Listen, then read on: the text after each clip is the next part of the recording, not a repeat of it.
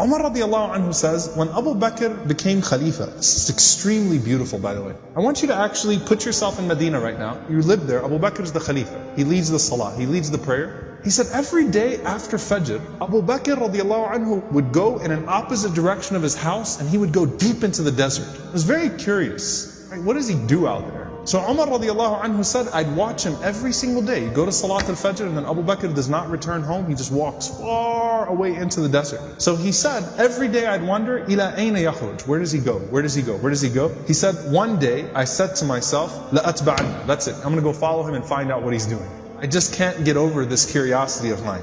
So Umar radiallahu anhu said, I kept the pace from him to where he was at the end of my eyesight, meaning I walked just as far away to where I could still see him. And then he said, I saw him go into this beat up old house. So Umar radiallahu anhu said, I quickly went and I hid behind. And he said, he spent a long time in there. It wasn't like a short amount of time. He spent a long time until after the sun was up, meaning it was getting hot. This is after Fajr, this is way past Duha, way past sunrise. And it got hot and then Abu Bakr radiallahu anhu left the home and he made his way back to Medina. He said, this is way out of the city of Medina now. This isn't even the city of Medina right now. Way out of the city of Medina. So Umar radiallahu anhu said, I waited until I could no longer see him, meaning he made his way back to Medina. And Umar radiallahu anhu said, I knocked on the door, okay? And he said, this woman opened the door. She was elderly, she was frail, she was blind, and there were a bunch of little kids running around, okay? So I said to her, Assalamu alayki, ma sha'nukum ya amatullah. I said, peace be unto you. What is your situation, O servant of Allah? And she said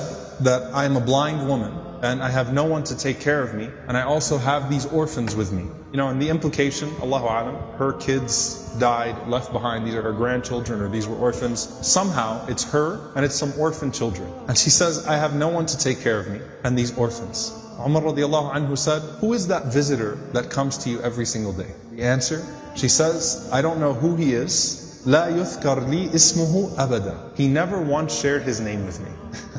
He never bothered to tell me his name. Umar radiallahu anhu said, well, what does he do? قالت جزاه الله خير. She said, may Allah reward him. Every morning he comes. Listen, by the way, she details it. She says, he cleans my home. He washes our clothes. He grinds our wheat. He bakes our bread. He cooks our breakfast. And then he leaves. Subhanallah. Think about that. If this was the only narration we had about Abu Bakr, it's incredible.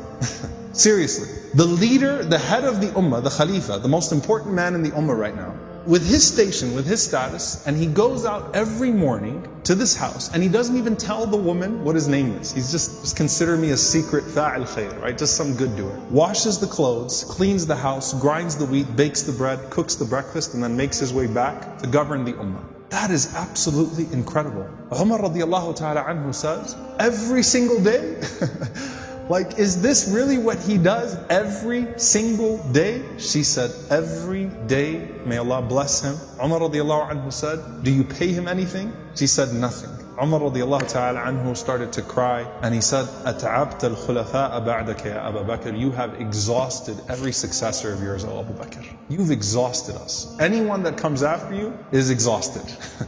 Because this is a standard that is impossible for us to meet. A gem here, by the way, very important. Can you imagine how many deeds of Abu Bakr that history has never recorded? You know, the books of the fada'il, the virtues of Abu Bakr, the things that he used to do. Can you imagine how many of those secrets he actually managed to hide? And why did he not think of himself too good to still do that thing? And by the way, a lesson for all of us. If you're someone who does some khair that everyone knows about, you better have some khair that only Allah knows about. Right? You better have some khair that only Allah subhanahu wa ta'ala knows about. And let it be an involved khair too. Okay? An involved form of good. Not just a secret charity. But this is something that has a spiritual reminder and effect on him too, right? Going and visiting this elderly woman and her orphans every single day and doing those things.